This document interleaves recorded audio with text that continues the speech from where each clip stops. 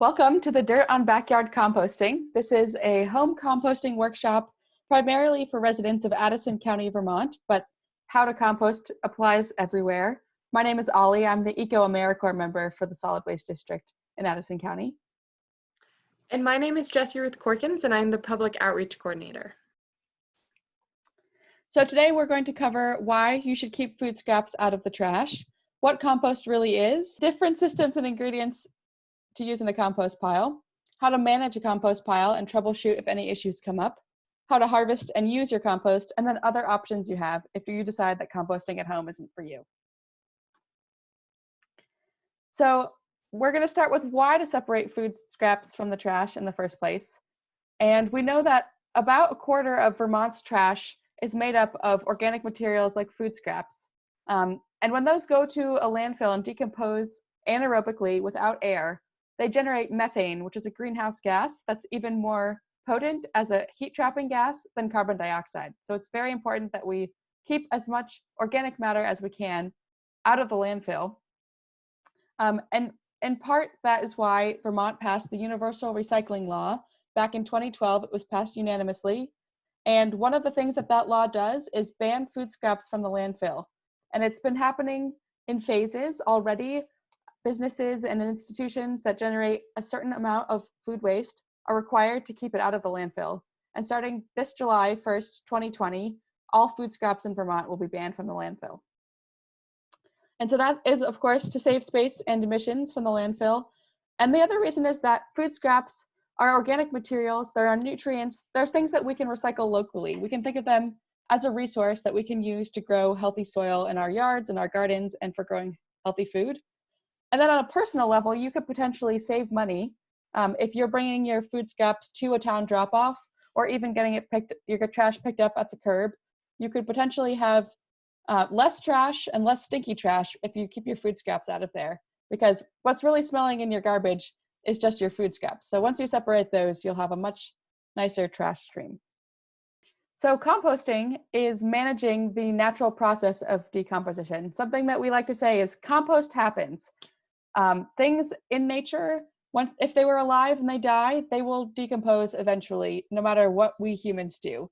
But when we're composting, we're sort of managing the conditions of decomposition to make it happen as efficiently as possible, without odors, without attracting wildlife, and to make what we call compost, which is useful to us in our gardens and our yards. So compost itself is the decayed organic matter containing a diverse population of microorganisms that can be used as a soil amendment for adding biological diversity and organic matter to soil. So the benefits of compost are twofold. One is that compost provides microorganisms like bacteria and fungi that make nutrients in the sand, silt, and clay that make up soil available to the plant roots. And then compost is also full of organic matter that helps both house those microbes and help build soil structure like a soil sponge. Think of healthy soil like a sponge that has pore spaces and clumps of minerals and organic matter together that help filter water and hold on to water in both flood and drought. So compost is alive. You'll see lots of different compost critters in your pile or tumbler or bin, and these are all good for your compost. They're part of a complex food web that's decomposing your food scraps. So we often ask folks what they think is the decomposer that does most of the breaking down of your food scraps. And we often get the answer of worms, but in reality, it's primarily the bacteria and fungi that are doing most of the decomposition at the beginning of the process. And then from there, these different critters, both the ones you can see with your naked eye and the ones that are microscopic, are participating in a food web of these different things, eating each other, eating the bacteria and fungi, and eating the food scraps to break them down into smaller and smaller and more stable pieces. So when you're getting started with composting at home, you will primarily want to think about sort of what resources you have available to you. What space do you have? What time and energy do you have? What financial resources do you have, or material resources to either build a bin or buy a bin or make one from things you have on hand? And then you'll want to think about the location. So finding something that's well drained and level and very conveniently accessible to where you're generating your food scraps, most likely in your kitchen. And then there's different container options, bins, tumblers, or no bin at all. And then you'll also want to think about where you're going to store what we call browns, which are a type of compost ingredient that many people are missing, but it's very important, and we'll go deeply into that. And then we'll talk about the ingredients you should be putting in a compost pile. And for lots of home composters, that's their food scraps plus browns plus stuff from their garden. So here in Addison County, we have a district transfer station, and we supply some of these compost supplies. You can check our website for prices. And what we have right now is we have these kitchen collectors that are about 2 gallons. They work well on a countertop or under the sink for collecting scraps in the kitchen. And then these 5-gallon buckets work well in maybe a garage or a shed for larger quantities, especially if you're saving them up to bring them to a drop-off location. The Soil Saver compost bin is a supply for people to get started, and you might find that you run out of space eventually once you get really enthusiastic about composting everything that you can, but it's a great way to get started. It's 4 walls and a lid that'll keep things contained. And then we have the green cone solar digester, which we'll talk about at the end about how that works, which is another option. It's either as a supplement to composting or as an alternative. So going back to the location, some folks wonder whether they should put their pile in the sun or the shade. It doesn't actually matter. Compost piles often heat up, and that's because of the activity of those microbes that are doing the decomposition, and not really because of heating up from the sun. So it doesn't matter whether it's in the sun or the shade, but you do want it to be in a well-drained area, especially in a bin that's in contact with the soil. The compost pile will soak up any standing water just like a sponge, so you don't want it to get too wet by having it in some area that floods. And then think about how far from your house and your garden. So you're most likely going to be bringing scraps out from your kitchen at least once a week, and then maybe a couple times a season harvesting compost to add to your garden. So making it convenient to those places. And thinking also about where you will store your browns. This bottom right picture shows some trash cans with a lid that are perfect for storing up dry leaves and straw to keep them dry and really accessible to the pile so that it's convenient to add them every time you add your food scraps. Going into options you have for bins, the first option is no bin at all. So the top left here, we see an open pile. We actually don't recommend open piles just because they are quite accessible to wildlife, as well as pets that might be getting into compost. So as a courtesy to your neighbors and for the safety of wildlife that we don't want eating food scraps, having an enclosed bin is a better option, but of course, compost happens. Decomposition will happen whether or not there's walls containing the material. But if you do opt for an open pile, make sure that you can't see any food scraps from the outside. This picture is kind of an example of what not to do. We can see banana peels and a pumpkin. You don't want any exposed food scraps because if you can see it, then wildlife can smell it. So we want to make sure they're covered with browns. So in this case, we want to cover them up with more dry grass, clippings, or leaves. Then on the top right, we have the soil saver bin that we sell at the transfer station. And that is in direct contact with the soil. It's 4 walls and a lid, but no bottom. So that means that those microbes can really inoculate your compost pile quite easily. You could also make your own bin from hardware cloth, which is wire mesh, or some sort of flexible fencing. Drive 3 or 4 stakes into the ground and wrap it around there to make a cage of whatever size you want for a compost pile. There's other kinds of pre-made bins available for sale, or you could buy or make a 2 or 3 bin system that allows you to add fresh material to one bin. And once that's full, you let it sit and finish composting for several months while you start adding to the other bin. So it's a nice way to rotate where you're adding to, so it makes it easier to harvest. Tumblers are another option, and they work well in conjunction with a pile. So some of the drawbacks to tumblers are sometimes they can be either too small for the volume of food scraps that you're generating, or too big where when they fill up, they're really heavy and difficult to turn. But they are easy to mix and turn because they sort of rotate. And the other thing is that they're not in contact with the soil. So they're not as easily inoculated with those microbes that are doing the decomposition. Of course, your food scraps and browns are not sterile. So there are decomposers on there, but it definitely only helps to add a scoop of good garden soil or finished compost, or some decomposing leaves from the forest. And the way that you could do this in conjunction with a pile or a bin is you'd fill up your tumbler until it's about 2/3 full or however heavy it is, to make it hard to turn, and then empty that stuff into a pile or a bin to finish composting. And what that does is lets you decompose the food scraps a little bit so they're not really recognizable or smelly as food scraps, and then let them finish in a bin. Otherwise, you're never going to get finished compost because you'll constantly be adding fresh material to the more decomposed material and mixing it together, and you'll just have a mix of stuff. So that way, you have to, at some point, call it done, fill up your tumbler till you're ready to empty it out, let it sit and finish for several months, and then you can start refilling your tumbler again. So you get multiple batches of compost that way over several months and years. So hardware cloth is galvanized wire mesh. A 1/4 inch to a 1/2 inch mesh works well for composting applications. And we'll mention this a couple times throughout the presentation. It's a really useful tool for supplementing your bin or using to build your bin to exclude rodents, specifically things that can burrow and chew through other things. So if you're using a soil saver bin or another kind of bin that doesn't have a bottom, it's a really good idea to put a sheet of this underneath with at least 6 inches of overhang on either side.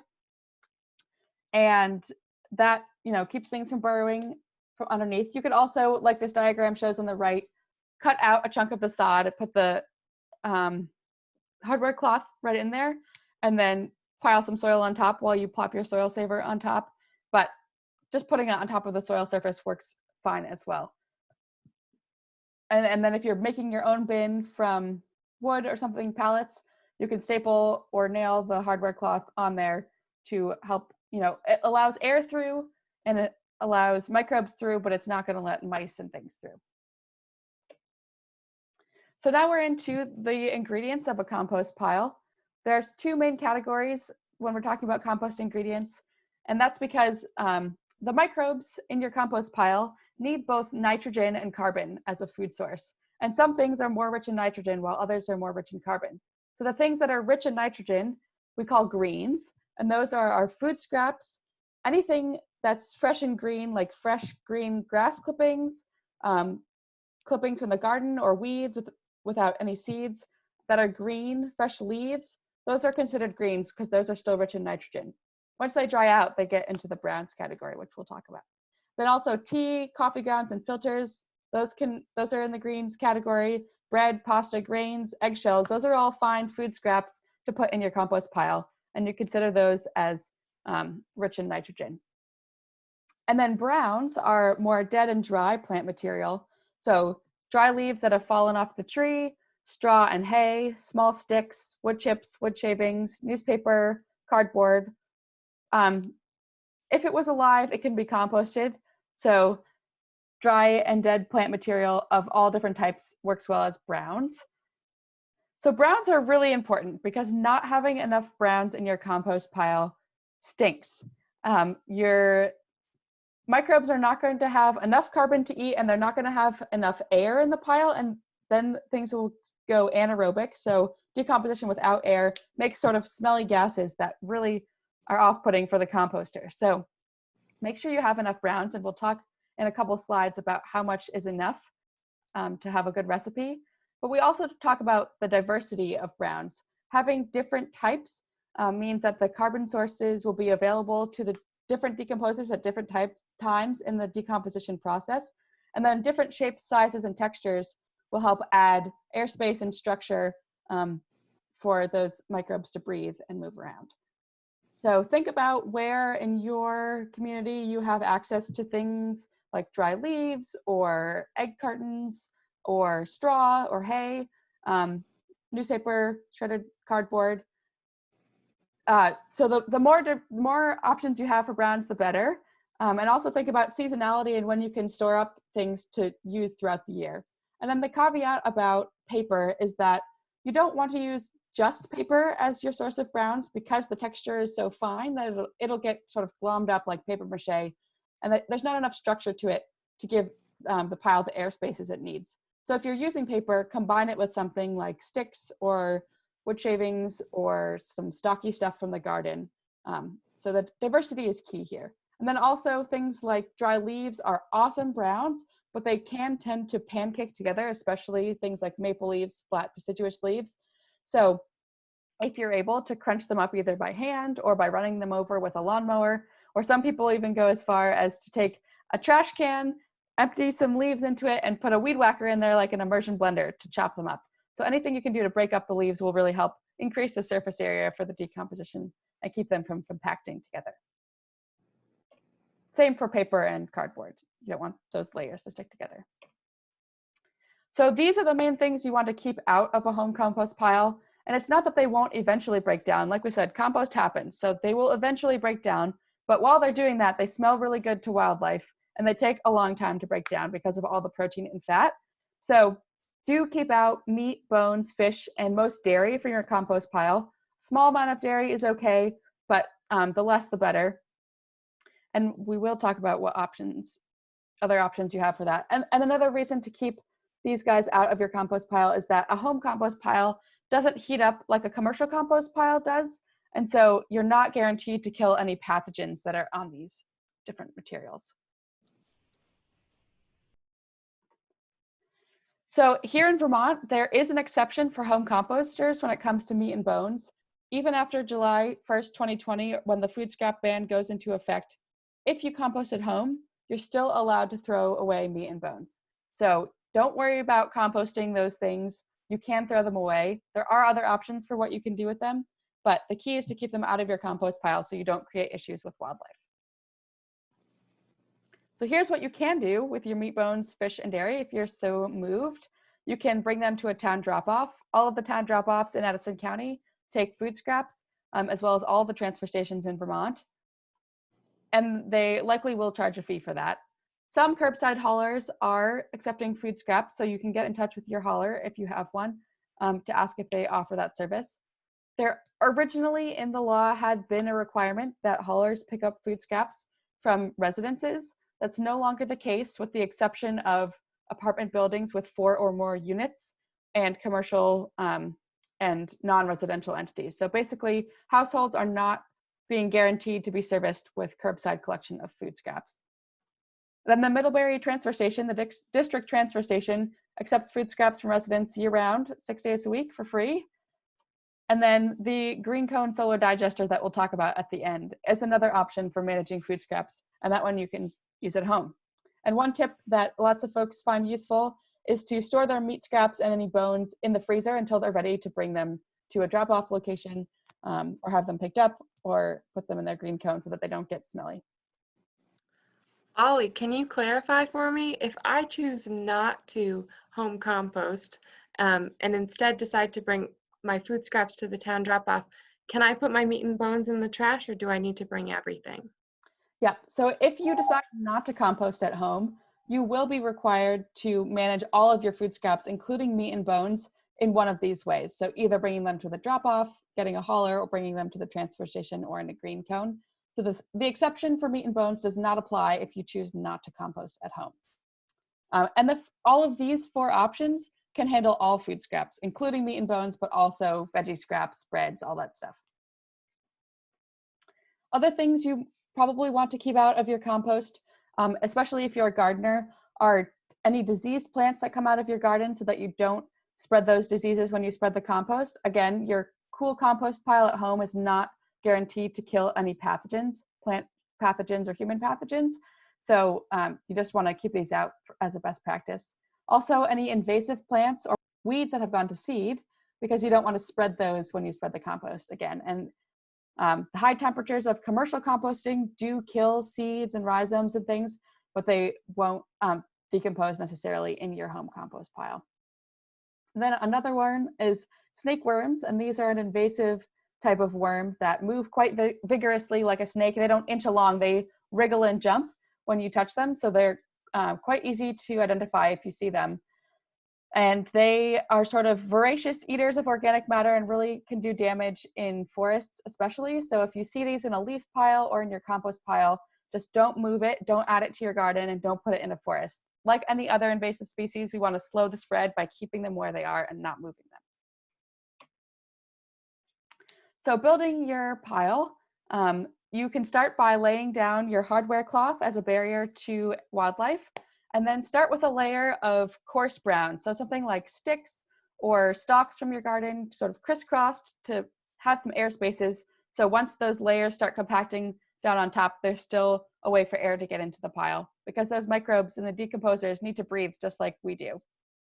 And then you're going to start layering your food scraps in your browns. So add the greens in the center and then cover them with browns. You want to surround with browns, we say. So having browns on all of the outside of the food scraps, so that even if there's walls on your bin, you can't, the food scraps are not the thing that's most outside the pile, so that the wildlife aren't smelling them. And those browns act as a natural biofilter that keeps odors down and keeps wildlife from being interested. And it also helps with suppressing flies. You know, flies aren't bad for your compost, but they are kind of annoying for you. So flies would much rather lay their eggs in fresh food scraps than a dry pile of leaves. So definitely covering with browns, a good couple inches of browns every time you add food scraps. So you can kind of think of your pile as, you know, a nice lasagna layering in the middle with a sort of donut of browns around the outside. And every time you add food scraps, you can just sort of spread them out in the middle and then have a couple inches outside on the edges and on top of browns. You can also bury your fresh food scraps a little deeper into the pile to kind of mix things together and bury the fresh materials that smell most interesting to critters under plenty of more decomposed material and browns. But that's optional. You can just layer as is and you don't have to mix things together. Mixing will help, but it's not required, as long as you just end with a layer of browns every time.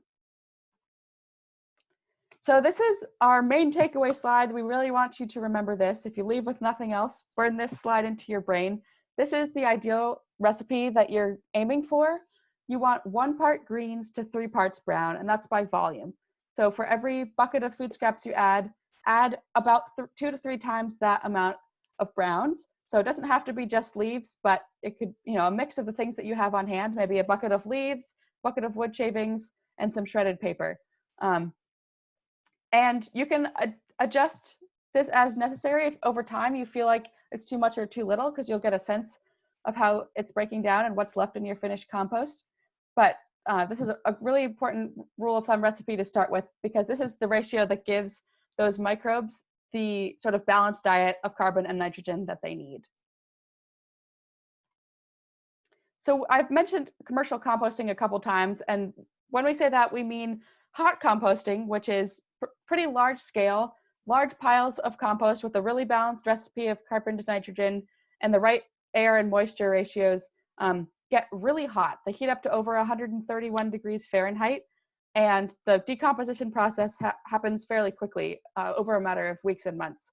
So these do kill pathogens and seeds, and we can compost pretty much anything this way, including meat, bones, fish, and dairy. So that's why bringing your food scraps to a drop-off or to the district transfer station, we can take your meat scraps, because those all go for commercial composting that breaks them down quickly and safely. And the management is based on temperature. The operators will put a big long thermometer into the pile and determine how hot it is, and then turn it accordingly with things like a bucket loader or a compost turner.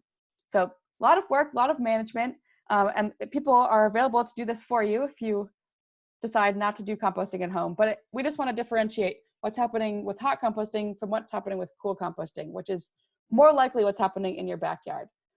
So typically a smaller pile, and it's definitely a slower process. It won't heat up as much because you just don't have that bulk of material all at the same time for the microbes to really get going.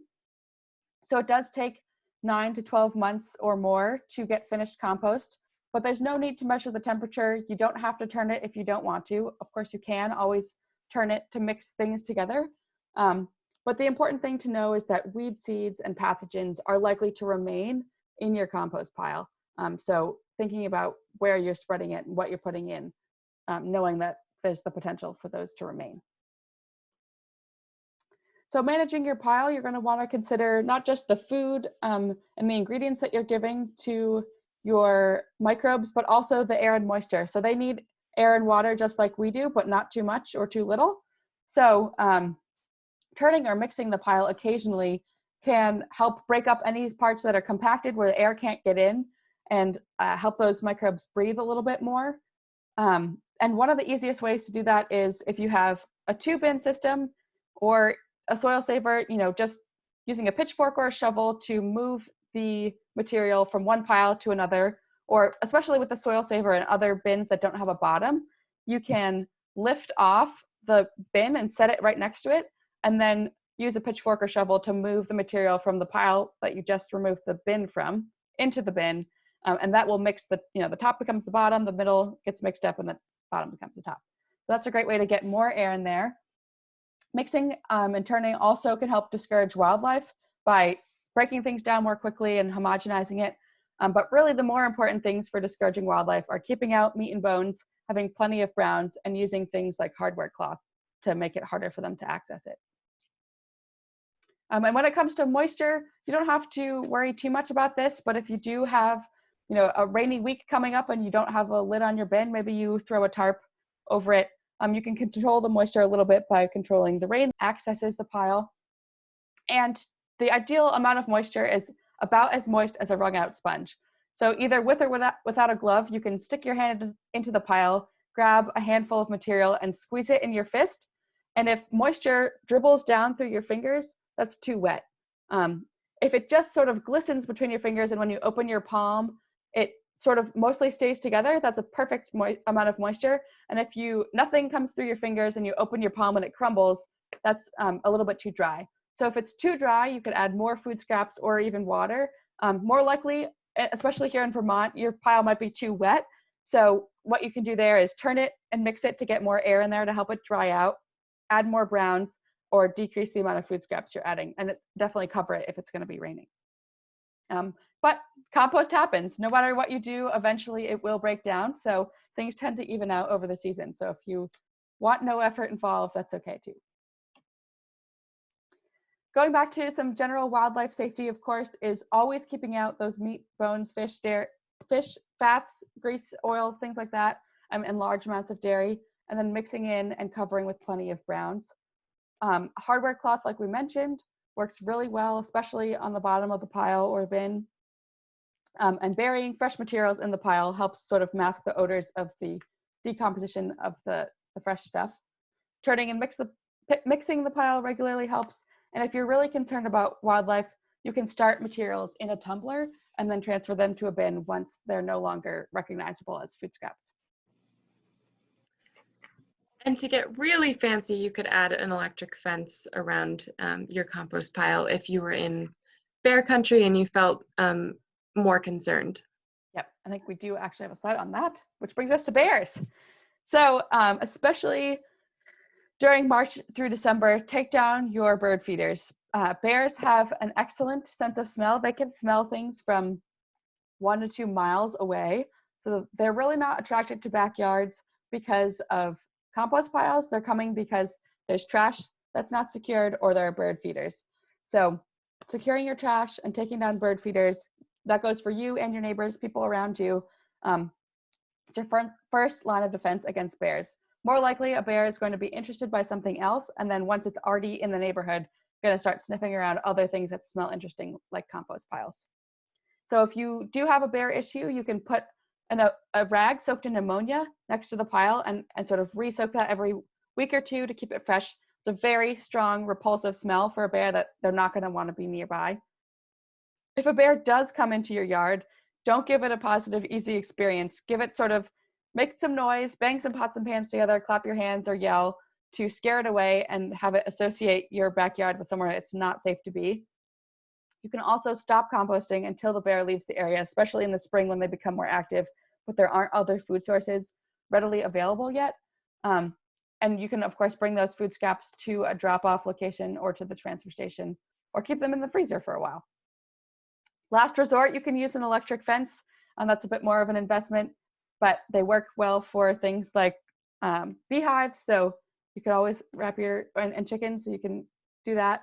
And then if you have any sort of negative interactions with a bear, report that to the Vermont Department of Fish and Wildlife. They keep track of human-bear interactions to make sure that they don't escalate into something that's dangerous for humans or bears. And they can really help intervene if bears are constantly getting into trash or bird feeders, and they can help manage that situation. So definitely good to keep an eye on that and report bear incidents as necessary. So troubleshooting, things don't always go perfectly. So if your compost pile stinks, it's likely because you don't have enough browns. So try adding some browns and turning it to mix in some more air and mix those browns in with the food scraps to make them available to the microbes and those decomposers. If it's really wet, it probably already stinks. So add some browns and also turn it to open up those air spaces, and browns go a long way for reducing odors. If it's only made of greens, it's probably already really wet and stinky. So again, add some browns. And if it's attracting animals, of course, you've already kept out meat and bones, so add some more browns. It's better to have too many browns than not enough. It'll be really smelly and wet if you have not enough. So too many browns will just be like a leaf pile. It'll just take a little bit longer to decompose, but it's really innocuous and not gonna hurt anybody. So you don't want your compost pile to look like this picture on the right, which is sort of exposed food scraps. You wanna make sure you're covering up with a nice thick layer of browns every time. Some tips for composting in the summer. In your kitchen where you're collecting food scraps, you can keep them in the fridge or the freezer if you think that they're getting too stinky too fast and you don't want to take it out more often, or if you have issues with fruit flies. And then also lining your food scrap container with newspaper. The newspaper is a brown, so it can go right in your compost pile. And then the food scraps will stick to the paper instead of the walls of the bucket, and then makes it way easier to clean the bucket. And then out in your compost pile, making sure you're capping with plenty of browns, because if you're not, it's going to be really hot and stinky in there. And then you can always bury fresh scraps in the pile if you're finding odor issues. And then that's a great time to turn and mix the pile when things are really cooking. And then in the winter, before the winter starts, make sure you collect up browns to have them accessible near your pile. A trash can with a lid works well, a pile with a tarp over it, an extra compost bin, whatever you have accessible to you to kind of keep the snow off them, keep them from freezing all together so that you can access them. And then starting with an empty bin, during the winter, your pile will freeze and it won't shrink down like it does in the summer. So your food scraps and your browns are going to pile up and fill up your bin more quickly than they do in the summer. So if you start with an empty bin, there'll be plenty of room excuse me, to make layers all winter, which is what you do want to keep doing. Even though the scraps are frozen and not smelling, if you don't add browns, it'll be pretty sticky when the spring comes around. So do keep adding layers of browns. And the pile will freeze, like I mentioned, and that's totally fine. Freezing and thawing does help with the physical decomposition, breaks down those cell walls and the food scraps, so that when spring comes, everything will be soft and ready to eat by the microbes. And because things freeze in the winter, you could also store your scraps outside if you're feeling a little bit lazy for a little while. And before you add them to your pile, you could just let them freeze in your bucket until there's a warm enough day to bother going out to the compost pile. And if you decide that composting in the winter is not for you, you can always bring your scraps to the transfer station or to a drop-off location. Yeah, I was going to add that the reason that your compost pile isn't going down in the winter is just because there's less biological activity because it's so cold. And then when spring rolls around and the temperature starts to heat up, your pile starts to quickly go down. Yeah, so those decomposers are really based on temperature, and they will slow way down in the winter. So harvesting your compost, again, it takes 9 months to a year. So thinking ahead of stuff you're starting in the spring might be ready next spring, or in the fall will be ready next fall. And if you're using a pile or a bin that you're not turning, the finished stuff will be at the bottom. So you'll know it's finished when it's dark and crumbly and it smells sort of earthy and doesn't smell like rotting food. Or your pile should not ever smell like rotting food. It should smell earthy the whole time. But when you grab a handful of compost and put it up to your nose, it should not smell offensive at all. It should be nice and earthy. So to harvest that compost, especially if you just have a pile that you haven't turned at all, the top portion, pictured here in the top, will still have food scraps that are pretty recognizable as food scraps. So you'll want to, if you're especially using a soil saver or bin without a bottom, sort of lift it off and move it next to it. And then you can replace those layers of food scraps that are not decomposed yet in the bin, the empty bin, and then harvest the dark brown crumbly stuff underneath. Good finished compost, sometimes we say, looks like good chocolate cake. So in that finished compost, you may still have eggshells or avocado pits or peels, some of those things that take a little bit longer to break down, and that's fine. You can either screen them out and put them back in the active compost, or just use it as is. It'll be probably chunky, and you can screen it or rub it through a piece of hardwood cloth stapled to a frame or a nursery tray like the one pictured here to make it kind of a finer texture, but that's totally optional as well. It's important to note that when you're taking off your top 2/3 and leaving that to continue in the process, that you're starting with a layer of coarse browns again at the bottom. So you might need to gather those up and then do your pile flip. Yep, that can only help. So again, if you had used a tumbler or something, it's helpful to let that stuff cure in a pile to finish before harvesting it. So using compost, like we mentioned at the beginning, compost is full of really awesome organic material and microbes that are excellent for building health in your soil, building that biology. So you can use it when you're transplanting by putting a little bit of compost at the bottom of the hole that you're transplanting into, or mixing it into potting soil. Compost can be used as a mulch or top dressing. You can put it on your lawn, around trees, in raised beds and houseplants, and a nice layer on top. And you can mix it in, but you don't have to, because things like worms in your garden will sort of bring it down into the soil over time. And then some folks even make compost tea to water their plants with by soaking some compost that's in something like cheesecloth or a burlap bag for a while and then watering their plants with it. There's lots of resources, especially online, about how and when to apply compost. I would say you can't really do it wrong. You don't want to have more than 15 to 20% of the total soil be compost, but it's unlikely that you're going to have that much that you will be really able to overload it. So it's really, gardeners call it black gold. It's pretty precious stuff. Great. So I'm going to take over and we're going to talk about some alternatives to composting. So one of the questions we get commonly is, can I put food scraps down my garbage disposal? And the answer is, it's not remotely recommended by professionals who help manage private sewer systems or public water sewer systems. Septic systems aren't designed to handle food scraps. They're just designed to handle what goes down the toilet. And garbage disposals don't help. Essentially, when you put food scraps down your garbage disposal, it can be costly for your septic system. It can cause clogs and ultimately cause damage that's expensive. So vermicomposting is an option. This is essentially where you have red wigglers who eat your food scraps, and what they poop out is what we call worm castings, and these are rich in the nutrients that were in your food scraps that can get applied to plants. Worms are faster than regular composting, but they can't take all food scraps, so they can't take meat and bones, and then there's some other particular requirements about what you can feed them. But you can find more information about how to vermicompost online or on our website. But the neat thing is that it gets kids involved and kids excited. You can do this in an apartment environment because you can do it inside. In fact, you have to do it inside. They can't live outside and go through a Vermont winter. Because they can't eat all food scraps, they don't really like really acidic things like orange peels, and they don't really like onion related things.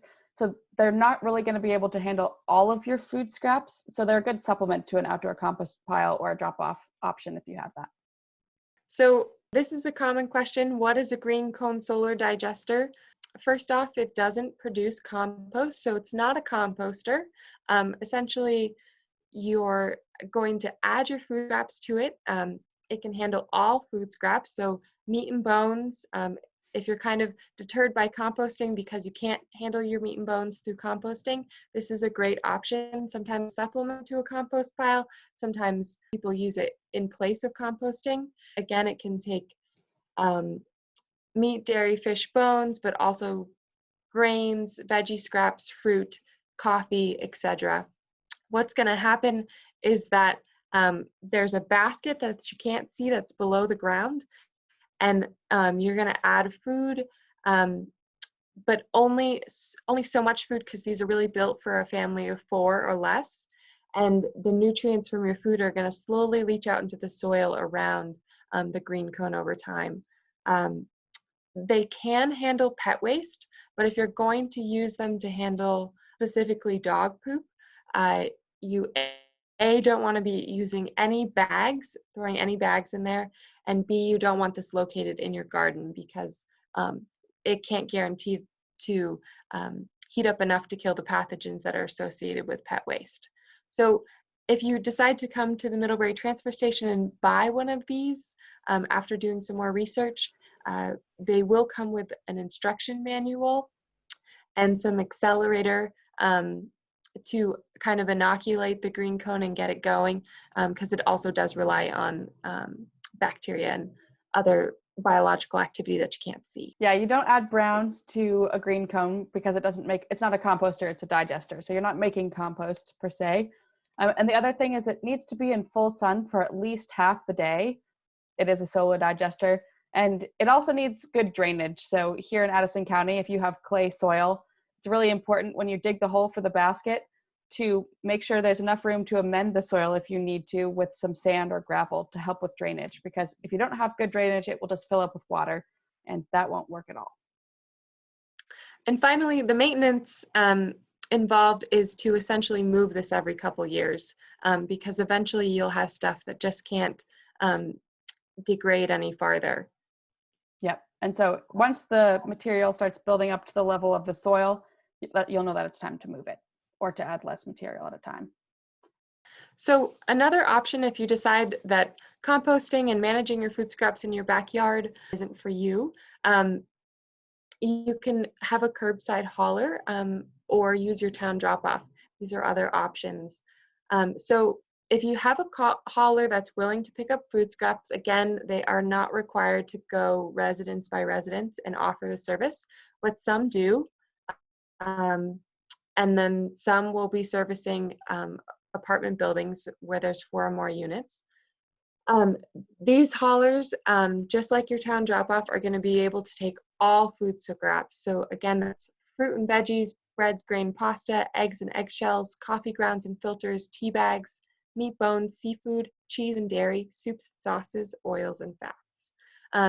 The major caveat here is no paper. So if you're lining your pail with newspaper, you're going to essentially, when you say get to the town drop-off, drop all your food scraps in to the food scrap toter, but make sure to kind of withhold the paper when you're dropping your food scraps in.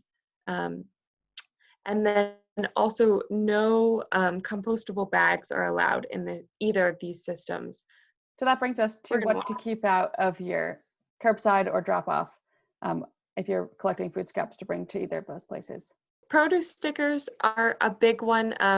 People are often not cognizant and they throw their banana peel into their compost and they forget to take off the produce sticker. But what essentially happens is that maybe that produce sticker makes it out to your compost pile in your backyard and you find your compost is kind of littered when it's finished with produce stickers, because they are plastic and they won't break down. Or they're a big problem in commercial composting facilities because they're hard to screen out. They kind of fall through the cracks and make it into the finished product. So whatever you can do to remind yourself to take those produce stickers off is great. We do have some cool sticker sheets that you can decorate on our website to kind of make produce sticker art. Also here in Addison County, again, this is Addison County specific, no paper products are allowed in your curbside or town drop-off compost. That applies to napkins, as well as to egg cartons, newspaper, or to-go containers that potentially say compostable. We've got a couple of examples here. Anything from the compostable iced coffee cup that sometimes looks recyclable as well. If it says it's compostable, here in Addison County, it's trash. It's not recyclable and it's not compostable.